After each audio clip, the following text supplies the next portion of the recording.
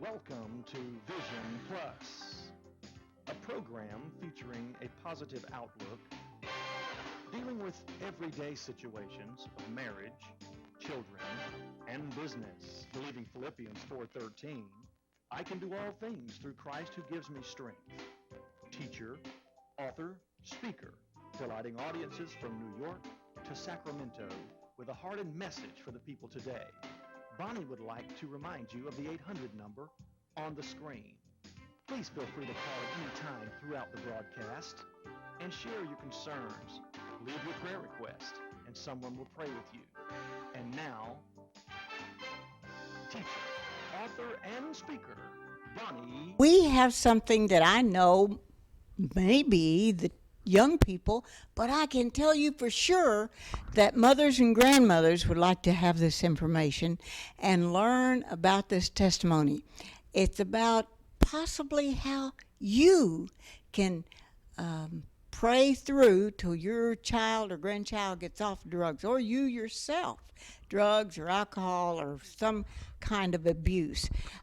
I saw last week on another television channel that there are 39 million pounds of cocaine that they brought in just from Mexico last week.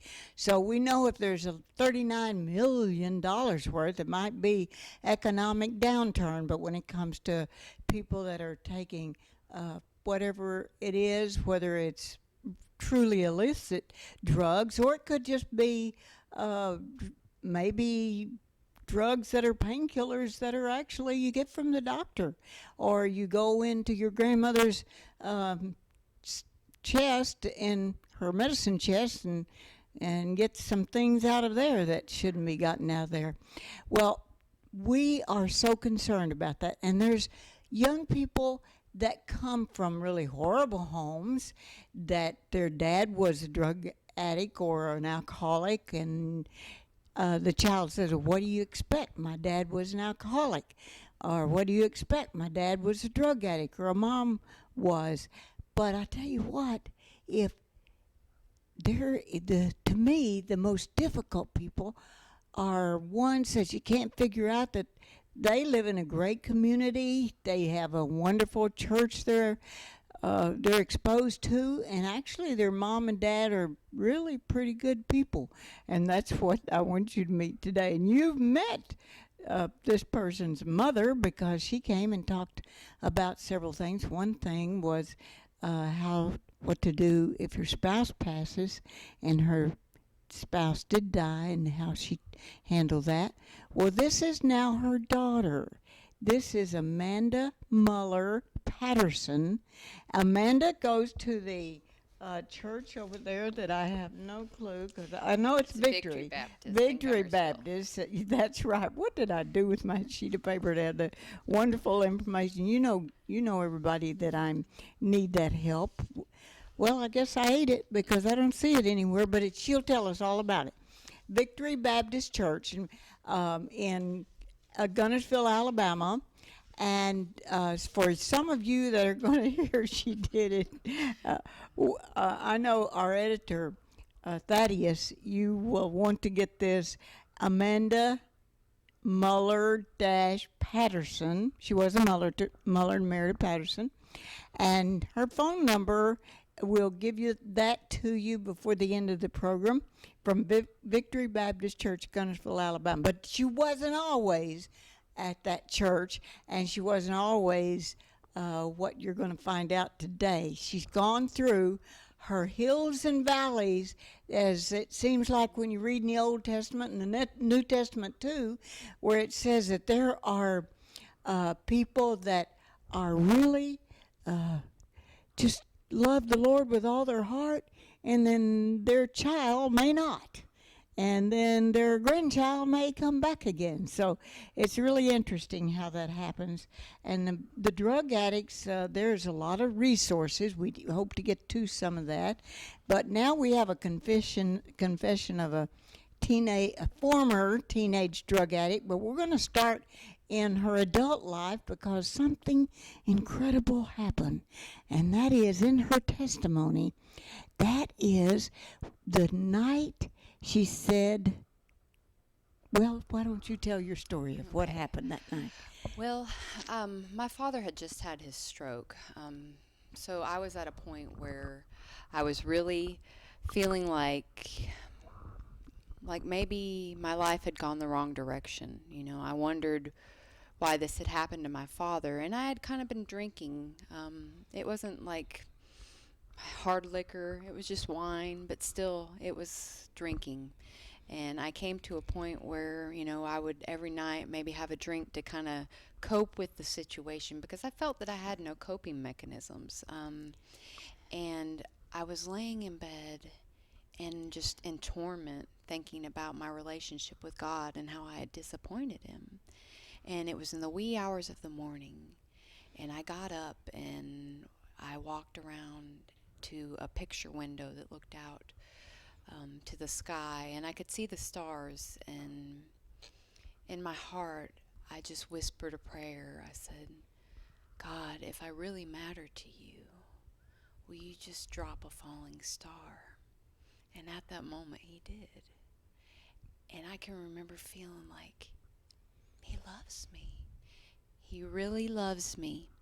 He cares about me in a personal way, that He would take something from His creation and just at that moment show me that I mattered. So it was an amazing experience, and it was a turning point in my life. Turning point. And that was such a need that you had, this turning point, Absolutely. because as a teenager you had experimented with wild and crazy drugs and Yeah. people that take those. Tell us about those teenage years. Well, I think what it really started out as is that I had found myself not happy with who I was. I couldn't really find my place in this world. Being a teenager is really hard because you have lots of distractions. There are people who can lead you in all types of wrong directions. But I got in with the wrong crowd. I think what really gave in to me falling into drugs was I had a relationship with a boy where I gave in to sexual sin, and I hated myself, and I was overcome with guilt. So I started using drugs to forget that. And I feel that a lot of young girls do not know their self-worth, and that might be the root of everything when they fall into temptation, and they don't understand why they're feeling these ways, because the world tells kids nowadays that it's okay, just do whatever feels good. um, there's no guilt, there's no nothing, just be what you want to be at the moment, and not even think about what the repercussions will be later. I think that is the biggest mistake, that our society has led our kids into a false hope.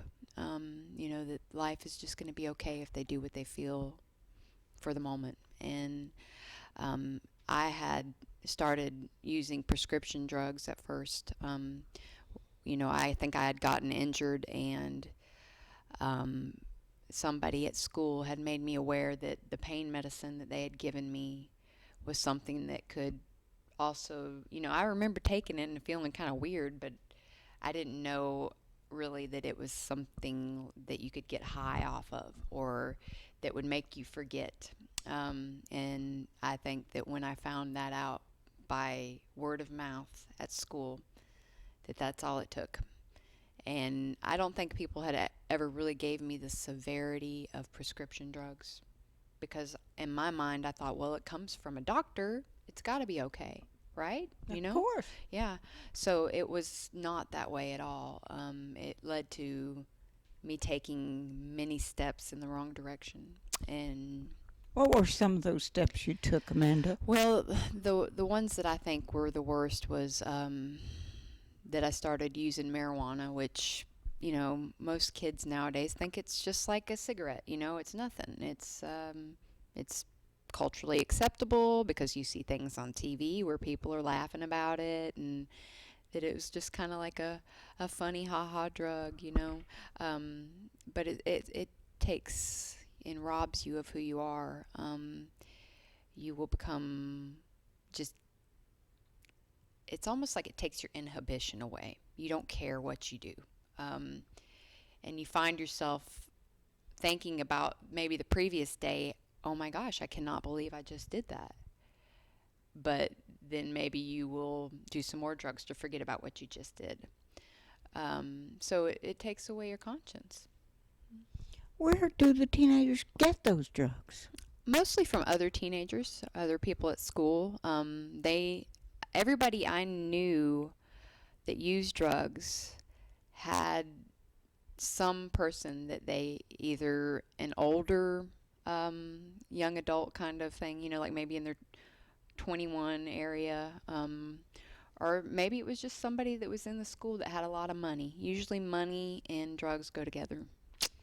They had a lot of money after they were selling the drugs, not that they came from a really wealthy family. No. They came from a wealthy Some family. of them came from wealthy families. And did your parents suspect anything?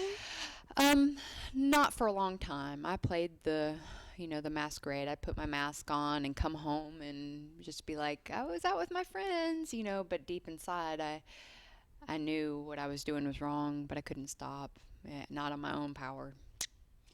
Well, what were some of the kinds of drugs that teenagers like yourself were getting into, in addition to the prescription drugs and the drinking? And the marijuana. And the marijuana. Well, later it became, I'd always, my mom would warn me, but of course by then it was too late. I had already, she would tell me, that marijuana is just a stepping stone, and that you will find yourself later getting into harder drugs. And I just would slough it off and laugh about it. But later I did come to a point where crystal meth had come across my lips.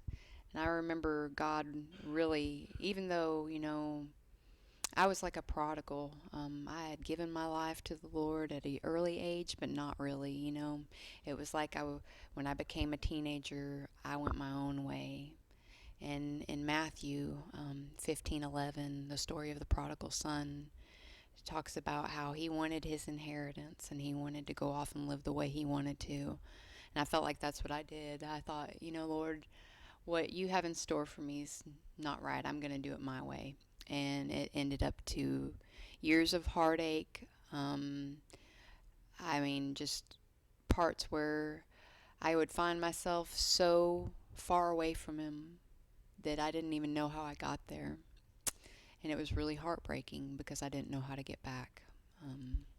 When you say you were so far away, how did you know, and what were some of your reactions, the symptoms and so forth of people that are on drugs? Okay. And for you specifically? Well, the symptoms that I had that I think that came from the drug abuse was I was withdrawn. I didn't want to be with my family. I would maybe, if I was at home, I would hide in my room because either in there I was using or getting ready to go somewhere and use. And it wasn't like I had an intravenous needle and I was shooting up in my room, but it wasn't any different. I was still a drug, and it was stealing who I was. And I think that I would pull myself away from maybe the friends that were good influences in my life. And I did not want to go to church because I felt under conviction when I went there. And it came to a point where, I stole from my family, stole from people I knew, whether it be that they had some medicine in their cabinet or something, or something to buy drugs. I stole. And when I started looking at myself, like, how can you be doing this? What's wrong with you? You would steal like items around the house or Yeah. something, and how did you find a place to sell those? At the pawn shop. It was as easy as that. And I think a lot of teenagers and people who are on drugs they'll find an avenue either through somebody that they know that is selling the drugs will buy that, or kind of like barter, with them. And it's just a horribly miserable life.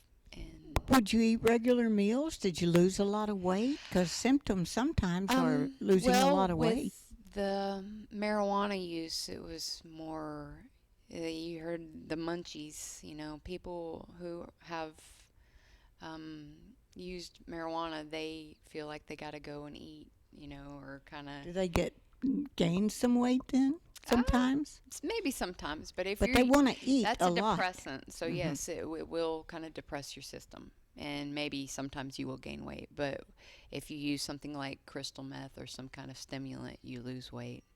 And I think the biggest thing, the indications that you can have for a child who you may have some questions about, are they on drugs, is if you talk to them and they avert their eyes, or they just don't want to have a conversation with you about something like that. And what are some other symptoms, or so that people will know maybe my child is on drugs or maybe my friend is? And like your good friends that you stayed away from and you wanted to stay with your other friends, did they say anything to you about what was going on with you? Well, I mean, I did have some people that were concerned, but most of the time they didn't want to confront the issue. I think when it's a teenager, they're afraid, that maybe how you'll receive it, or maybe they don't know how to approach it. And I think the thing about it is somebody, if somebody was sick, like had the flu or a serious life-threatening illness, that person could not get up on their own. They would need somebody to carry them to the doctor. And that's the way it is when somebody's got a drug addiction. They need somebody to stand in the gap for them and make sure that they're fighting for them, because that person doesn't have the will to at the time. Well, let's just recap. If someone suspects that maybe their child or grandchild or friend is on drugs, they want to stay in their room a lot. Yeah, stay in their room. They isolate themselves from people maybe that they were hanging out before. Don't want to go to church. Don't want to go to church. What are some of the other maybe things? spending money and not knowing where it's going. I see. Like, say you gave Do a they child. sometimes have a job, maybe? Yes, And yet I had a job. you did? I And had how a did you job. function at your job? It would be that most of the people that I worked with were doing the same thing I was. I heard that about one of the stores where that even the managers were doing. In fact, they were getting the workers, the young people, Yeah, getting them drugs for. it was. They ended up the month without any too much month at the end of the money. Yeah. And so you would actually steal maybe from parents or grandparents or friends. Yeah, it would. I usually wouldn't go, and steal from people who were like not people that I didn't know. It was mostly People you knew. people I knew. That's so amazing. Yeah. And did your parents or anyone ever say, you know what, I had a vase, I had an iPad, an iPod, or something, I There can't was a find moment or it? two where I was asked by my mother, What would she ask you? Where something was? Yes, and Was it, what kind of thing was it? like an electronic thing. Yeah. But I had. Because that's probably the easiest to sell. And also gold. Any kind of jewelry would be a terrible thing to be lying around. Yeah, because that would easily slip into your pocket Yeah. and down to the pawn shop. But I or think whatever. the worst thing about it is that prescription drugs was the avenue for me. Because, if you have something like that lying around your house, it needs to be put up or disposed of. Because that is, the easiest thing that kids can get a hold of and that they can abuse. And there was a time, I think I heard a statistic on the television talking about kids in middle school that were going to pill parties and just taking what was out of their parents' cabinet and bringing it to a party, and everybody would dump it in a bowl and they would just eat it like a candy bar, like just pop it in their mouth. And the repercussions of that are kids will end up dead because what are they ingesting? They have no idea, you know, and it just floors me that And that was middle school. middle Yes, school. I did read that. I did hear that on television. And it just seemed so far fetched. I thought, well, that's got to be the No, Chicago, no. New York, ghetto or something. Not real people are doing Right. that. And I think that the problem is that it's in so many homes that you don't realize it. How do you know that? I mean, how could one know that? That it's in homes that you don't really suspect or know. Well, the, like I said, the warning signs, mostly it's where the kids hang out, where they're going. If they're not, parents, I think sometimes don't stay involved enough in what the kids are doing. They give them, like, my parents said they trusted me, and they really did, but I lied to them. And I really just took advantage of their trust. And were you driving at the time? absolutely, yeah. And you were driving high? Oh, yeah. Uh-huh. Many times that I did. Did you have any near accidents or scary situation? No. Why do you think that? Because God was protecting me and the other people. Absolutely. If I would have had an incident where I would have taken somebody's life, I'm so thankful that God was in control during those times. Well, your mother and dad, I guess your dad trusted you also. He did never suspect you or the people you were with? Or they saw that you're changing they did groups? See, and there were some times where my parents tried to intervene. Okay, let me get that clear that they did try to help. There were some, as I got older, like after maybe I had graduated high school, it became more prevalent to see. Those first few years is hard because maybe it's just every other weekend, or maybe it was just, a few times a month.